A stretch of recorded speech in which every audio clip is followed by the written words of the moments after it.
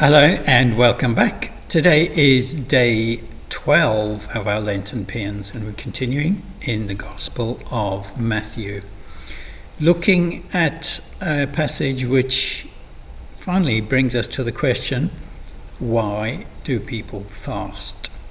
After all, it is Lent. So we read verses 16 through 18. When you fast, do not look somber as the hypocrites do, for they disfigure their faces to show others they are fasting. Truly, I tell you, they have received their reward in full. But when you fast, put oil on your head and wash your face, so that it will not be obvious to others that you are fasting, but only to your Father who is unseen. And your Father, who sees what is done in secret, will reward you. We have Rev Greg back with us again. Back like a bad smell, I am. And we see the same words again. Do something with God in secret, not in everyone else's faces. Okay, so this is Lent, and it is, according to some people, all about fasting. Why do we do it? And just why do we do it? It's an interesting one, fasting, is it? 'Cause I don't know that it's something. If you think of fasting now, it's usually something you have to do before an operation or something. You're not allowed to eat certain things because something big is about to happen. But actually, as a flippant comment about that, I suppose it is a little bit similar to what we're doing in Lent, fasting. You know, like you would before an operation, before something big happens. You're fasting before Easter gets upon us, and when something big does happen. And I think when I sort of hear that and I think of fasting, it takes me back to last week when we had our lovely pancake party here. Yes. Some cooked pancakes more successfully than others, but I won't pass comment on that. Where people, the tradition years ago was on Shrove Tuesday, it was about using up the flour and the eggs and the milk in your house, because you weren't going to have those things over Lent, because you were cutting back. You were going to have a much more simple diet. To sort of as a sort of tool to self-discipline, I suppose, as a way to sort of say, I'm going to do something different in Lent. I'm going to change what I'm doing for the purpose of Lent, which is a time for sort of self-examination and reflection, and to try and draw closer to God in the anticipation of Easter, where we hear about Jesus' life, death and resurrection.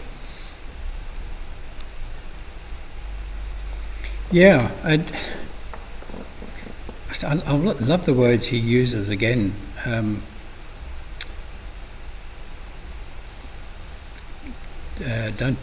Don't look somber as the hypocrites do, for they disfigure their faces to show others they are fasting. Many times in our lives, we want others to know that we're doing something or not doing something. And we grimace or pull faces or do this just to get the point across. And Jesus is saying, don't do that. God sees everything you're doing. So just do it meaningfully from the heart. Here we go, say it again, like yesterday, we're talking about doing it from the heart. And just be with Jesus through Lent. I think that's a big step forward for many. Don't separate yourself, but be with him on the journey. And it comes back to our reading the other day when we were talking about, helping people and not shouting about it and things, and asking that question of, but who are we doing it for? You know, we shouldn't be doing it because we want to show off and say, well, look what I've done. We should be doing it for God because, you know, we're following Jesus, his life and teaching. And that's very sort of similar to this. You know, fasting is part of a personal journey. Yeah. It's not to go around and say, oh, I'm grumpy today because I haven't had my chocolate, because I'm not having that over Lent, which isn't what I've given up, so I don't think I'd be very good at that. I haven't either. No. But, you know, it's like what Jesus says there, a bit like put oil on your head and wash your face. You know, oil is that sort of transparent substance that you can't see. Yeah. And if you were to wash your face, you know, you probably still have that oily residue, but nobody else would know about it. That's just, back in those times, that would be the way that you make yourself look more healthy. Yeah. I wasn't going to say tart yourself up a bit, but no, don't do that.